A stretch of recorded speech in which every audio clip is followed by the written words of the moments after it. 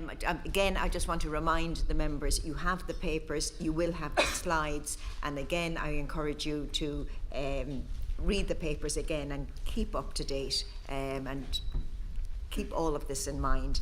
So we're going to go on to the questions and answer session now. It'll be half an hour roughly, and I just so that we hear as many the views from as many or the concerns from as many tables as possible, I want each facilitator to ask only one question at a time, and so that I want everyone in the room to get an opportunity to ask a question. And I think it would be helpful if the facilitator indicated to whom the question is directed, or alternatively whether it's directed to the whole panel. And I would ask the speakers to keep the responses as short as possible. And I would like the questioners to ask questions that are to the point of what we were talking about in this session. Thank you very much. So and the mics are there as per usual. Table 1, yeah. I am the facilitator for Table 1. A member at this table was curious about the energy saving kit and wondering exactly how much it cost, and that was directed towards Donna Gartland. Hi. The toolkits we've developed, as I was saying, through a European project. So we had funding support from the European project, from SEAI, and now from Dublin City Council. But for citizens, these toolkits are freely available to rent through the public libraries, so there's no cost there to the citizen. No cost.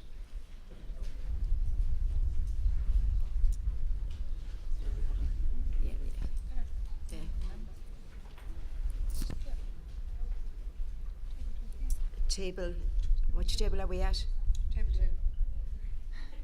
2. Sorry, just for Donna as well, I just wondered, as part of the plans for Dublin City Council, are there any plans afoot for, I know some people suggested using like electrical lampposts and things as EV charge points, because we have so much off-street or on-street parking rather in the Dublin area. I'm just wondering, is there anything in the plans for that? Specifically, there's a lot of work going on in public lighting in general, so trying to make public lighting as smart as possible when we're upgrading the actual lights themselves to LEDs.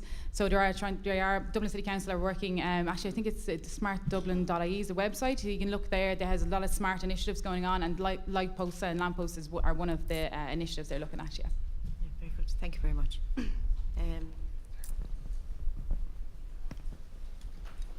Sorry, hello. My name is Mike. I'm on Table 5. I just had a question. When we were having a discussion earlier at our table, one of the big issues for getting Mary or Joe Citizen to take the climate change baton and go with it was to be more confident in what they're trying to do. They might feel overwhelmed by not having a lack of technical knowledge, or how do I know that this guy is a reliable solar panel installer or whatever. And I believe that amongst the services that the energy agencies are doing, that they're providing advice, and for you guys to actually provide a sort of a regulatory or a governance service in addition to providing technical advice would be a huge benefit to ordinary people. Give them a confidence to be able to say, right, okay, we're going to go ahead and do it because I've got this, somebody covering my back, so to speak, and with advice. And I don't know, maybe the gentleman from Kilbark might have found himself completely in the dark, and he had to find out all his own information, that if there was a ready-made supplier of that information at a central location in a local area, would that have made a huge difference as well to him, and probably in him trying to achieve his objectives? And then Mary Jo Citizen would benefit the same. Could we focus more on doing that, or is there more that we could do in that area, I suppose is my question. And do they agree that that would help people in general be more accepting of the challenge that climate change presents us at an individual level? Yeah. Well, we'll hear the views of each of the speakers on that. Would you start? Yeah. It's a good question. In terms of regulatory or governance advice over contractors, it could be done. It obviously costs time to put an engineer on the ground to supervise works, and that currently has to be borne by the citizen. But certainly from our point of view, where we do work, we provide that service, and we ensure that whoever comes to us is trained and is supported, and we certify the work is being done correctly. In terms of rolling out that service, there are quite a number of engineers and architects out in the marketplace that provide that service, and they'd be delighted for the work, I would suggest. I would say that most citizens in Ireland don't value that sufficiently to pay for it, for the cost of that service. And you'll often find that even when architects design houses, they're not employed to supervise the house, because it's an expensive cost to put an engineer into a home 7 or 8 times as it's been built. Is there more that could be done? I think absolutely. I think we have a lot of conflicting advice. The problem we have in terms of that advice is it often comes from either the manufacturers or the wholesalers. So plumbers learn from the shop they buy the equipment in. And one of the real challenges we have is we don't have a consistent national message on what retrofitting should be and what should be done. So we support oil and gas boilers, even though we know, and you've clearly seen yesterday, we need to be out of oil and gas before those boilers will come to end of life. So right now we have a situation where the state has not decided that we need to get off oil and gas sufficiently. We have some state agencies grant aiding oil and gas. So even if you were to employ someone to give you the good advice, that would be conflicting with the state.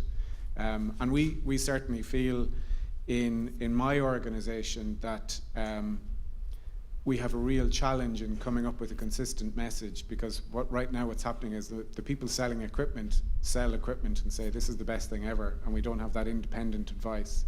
So we were set up as Dublin and Tipperary and other energy agencies were set up to provide that advice at a local level, very much from an independent point of view, because the key thing for that is independence. Thank you, Paul. Niall? Yeah. So a few different angles I'd put on that would be, so, I mean, we live in this country where we have this fortunate scenario where a politician actually knocks at your door and asks you, what would you like them to do for your community, or what would you like to see changed in your country? We must be the only country that the politicians are risky enough to come to your hall door. But seems as they do, I always ask in a really biased manner, what are they doing about climate change? And it's probably unfair to the politician. They're not going to talk me down unless they can really answer the question. I haven't to date had that happen. So the answer I would say is that the politicians themselves, whoever they are in whatever community, generally doesn't fully get the scale and level and impact of climate change on our health. Poor air quality is our health that's being interfered with. So when it comes time to purchase a product or a technology, and the business is driving the sale and they lead it with this is best practice. Well, the problem is, and again it's my own area to dig deep and actually pull apart said technology and find out more information. And most of the time I've spent at least 6 years where I've realised the product is more nearer to becoming obsolete or is perhaps already obsolete. So for example, why are we putting on to meet energy demands and have good quality, say, solar panels for heat or water, whatever the system, and they're actually not going to ever perform as good as they possibly could, but they're dearer than the ones that do. So apart from mentioning things like the EEE register or what way you can purchase technologies, I'd say we need to have an entire system that says these are the technologies that are most appropriate to now. These are best practice because, and then you tell the consumer, here's a toolkit for you to go to the person with, which says you can actually ask a business, for example, what's the coefficient of such and such, and when the business looks back at you and can't answer it, and then well, what the hell am I buying off them? They can't even tell me what their own product specification is. But I think it's harder to do all of that when we have a reality where, as Paul mentioned, if anyone's country's government pushes oil and gas at local level, we're going to feel trapped because we're going to go, but how can I move away if that's what's being pushed? And of course, back to what I said at the start, so the politicians standing at your door, and we know they don't know the answer. So you have the power to say to them, but what are you going to do to help us move away from oil and gas? Are you helping us with air source heat pumps? What are you going to do about photovoltaic energy and its storage? And actually ask them, because the longer we delay, the longer we have poor air quality and we're all inhaling it. So that's what John, I now think. what's your view? To be honest, I don't really have too much more to add, but just to echo the points that Paul made, the local energy agencies were set up to support energy projects at a local level, and given the resources, we'll be able to get it for more people out there. But there are resources already available that can support people, but we just need a unified message, as Neil and Paul both hit on there. We need a unified message of what's best for the consumer. Do you mean at national level? Yes, at national level. Yes, yes. Very good. I'll take another question. Oh, sorry. Thank you, Judge. I'm the facilitator for table 12. Citizens at this table have a question for Neil. When you embarked on your project, did you meet any resistance from your authorities, or did you get a lot of support? Thank you. I think you could answer that one for me. Yeah, there was an awful lot of resistance at first. The fire station's crew were very involved, and we just all believed we could take part in something that saved money, make a difference to the station. You know, management would surely have to be involved. The fire brigade is unique in the sense that it has a management structure parallel to a rank structure as a semi-military organisation. So to go up both ranks from a grassroots project up to the top, and I got overwhelming support then once that happened. Management fully bought into what we were taking on. At one stage I was talking about we needed triple glazed windows, and we were able to find partners in Dublin City Council in their joinery department that were able to go above and beyond the traditional U values or figures we were looking for as a return on the windows, and provided them locally for us. So it was terrific to see a department having a steady income for that period of time, producing a product we weren't too sure about nationally, which we now know is the way to go. Yeah. Yes. We'll take a question here.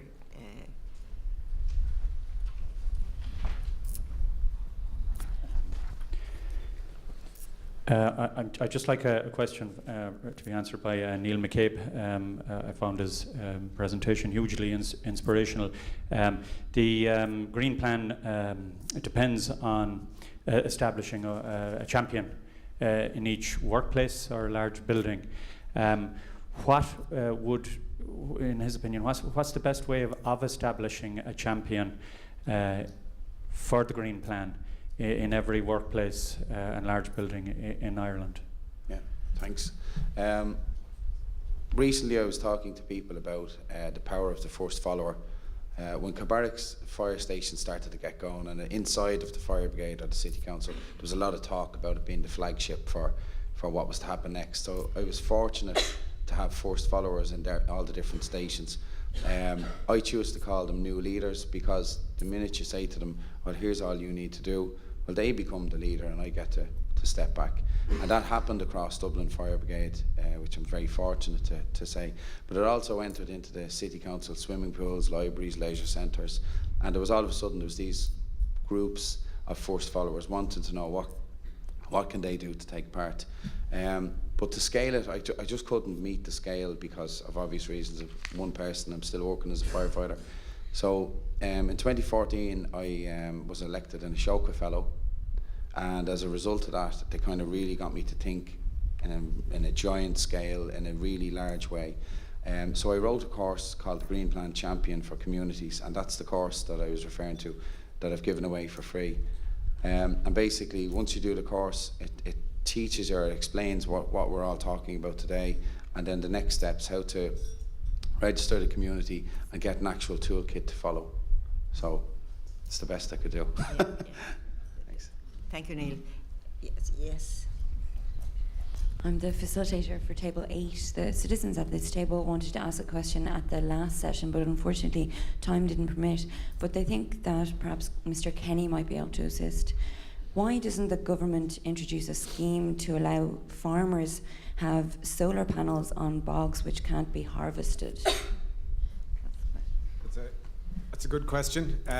The current consultation for the Renewable Electricity Support Scheme is looking at all the different potential places where this could happen. So it is is actually discussing that very topic that table has brought up. However, it does look like it will be at a particular level above the small farmer in terms of what we would always encourage, that the householder and the small roof and the roof of the dairy and all that sort of stuff is where you start first, because that obviously they will use a significantly large portion of the electricity that they generate, and they'll only need to be paid for the bit they export, because you're obviously offsetting a cost of 15 or 17 cents that you purchase.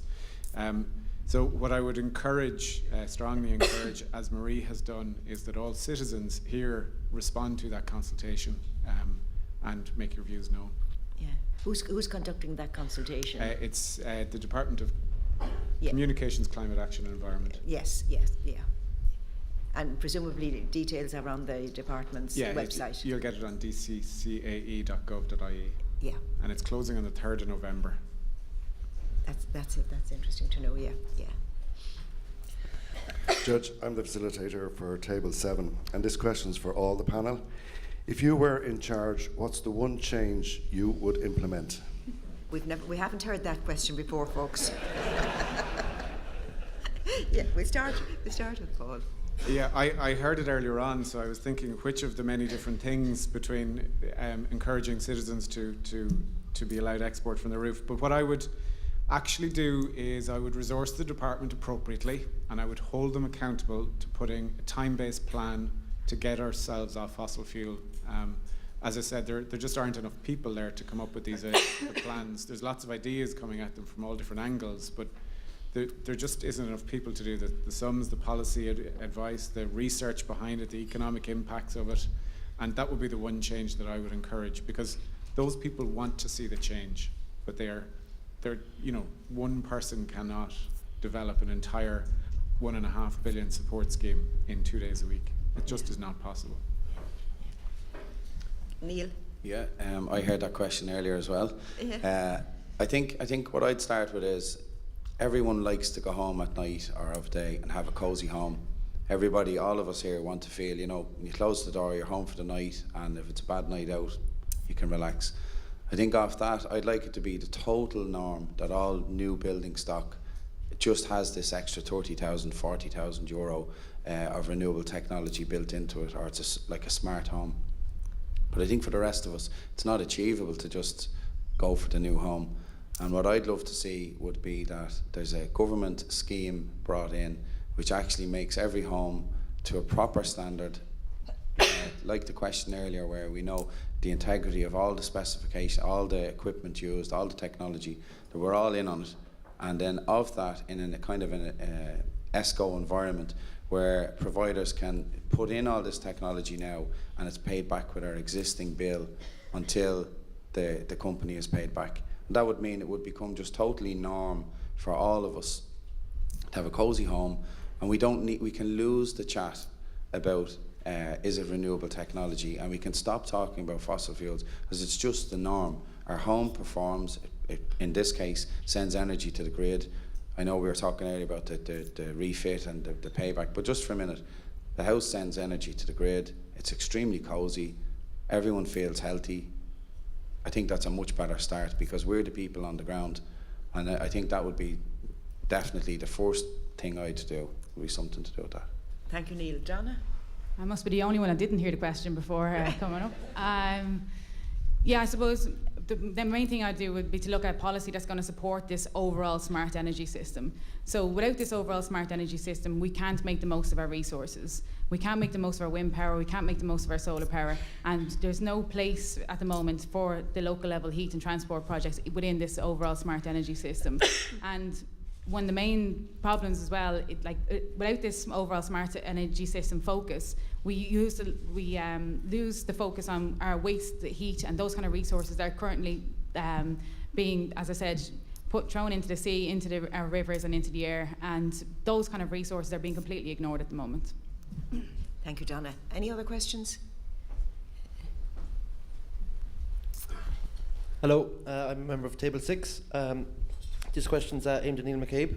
Do you have any plans for the green plan to be formally recognised by local authorities, just for local authorities all around Ireland, so basically people can be recognised as champions? Thanks. Yeah, I do have plans. I always have plans.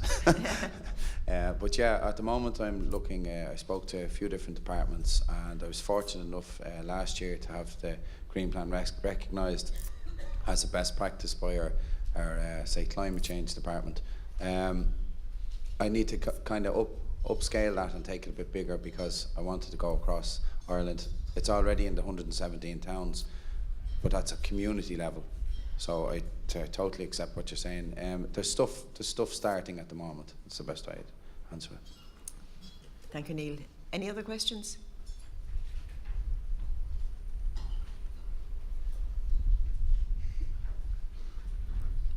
Well then, we've had a long morning, and maybe we'll call it a day. And I just first of all want you to show your appreciation for the contributions you got from our three speakers.